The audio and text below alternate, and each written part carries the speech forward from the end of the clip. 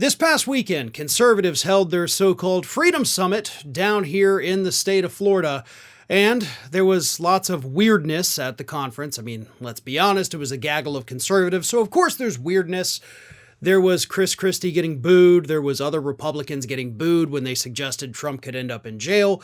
But there was nothing weirder than Donald Trump himself, the supposedly only mentally competent person running for president, who got up on stage and told the audience that he won all 50 states in the 2020 presidential election.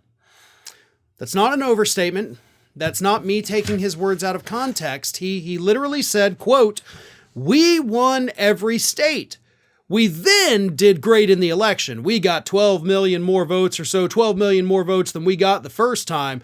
The whole thing is a lie. The whole election is a lie." Now, the whole thing is a lie. Are you referring to the statement you had previously just made? Like, we won every state. By the way, the whole thing's a lie. Because if so, if you're referring to your claims as being a lie, then I got nothing to talk about because you'd be right about that. But we won all 50 states, Donald Trump claims. And then we went on to do great in the election, he says. So, little weird. Like, not only is it a lie that we won all 50 states, no, you didn't. But he says, then, after we won all 50 states, then we did great in the election. So are you not including winning all 50 states as part of the election? Like, is your brain seriously like that disconnected from itself that you don't even realize that winning all the states would have been part of the election? What this shows us, as we've seen in many different instances over the last couple weeks, is that there is something wrong with Donald Trump's brain. And the hilarity of it all is the fact that this all really started like kicking into high gear shortly after Donald Trump insisted he is the only mentally competent person running for president. And ever since he started down that path, it's like karma or a higher power, whatever you believe in, decided to be like, oh, really? Really? You're the only mentally competent one?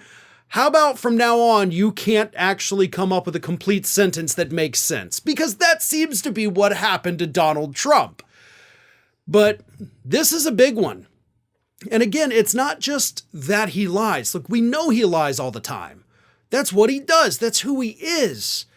But now he's to the point where he is telling blatantly obvious lies that I guarantee you, even though his supporters didn't say a word about it at the event, I guarantee you there had to be a few people in the crowd that were like, wait a minute. I get that, yeah, I believe the election was stolen, but all 50, like that's not even possible.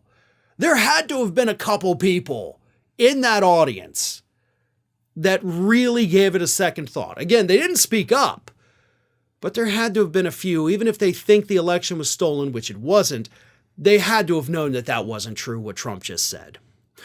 The point is, his brain is deteriorating, and it's deteriorating at a rapid pace at this point.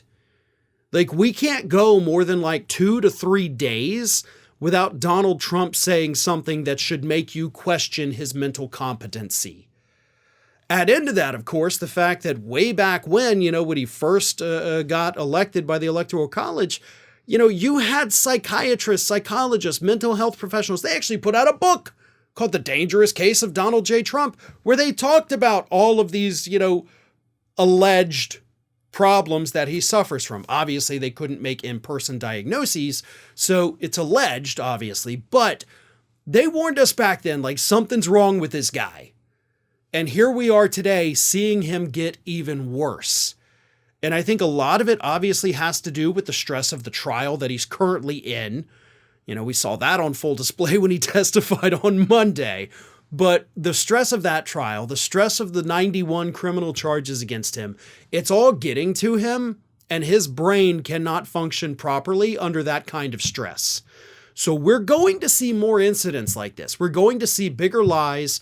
We're going to see bigger fabrications, more evidence that he's living in this alternative reality because as he gets more scared and as he gets more desperate, his brain is trying to create this alternative reality to make himself feel better and feel protected. I'm not a mental health expert, but if I had to explain what was happening with him, that's probably what I'd go with. Hey everyone, this is Aspen.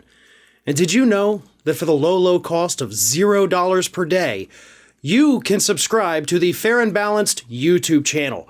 We also encourage you to like, comment, and share, but again, click that subscribe button and help Aspen not be so grumpy.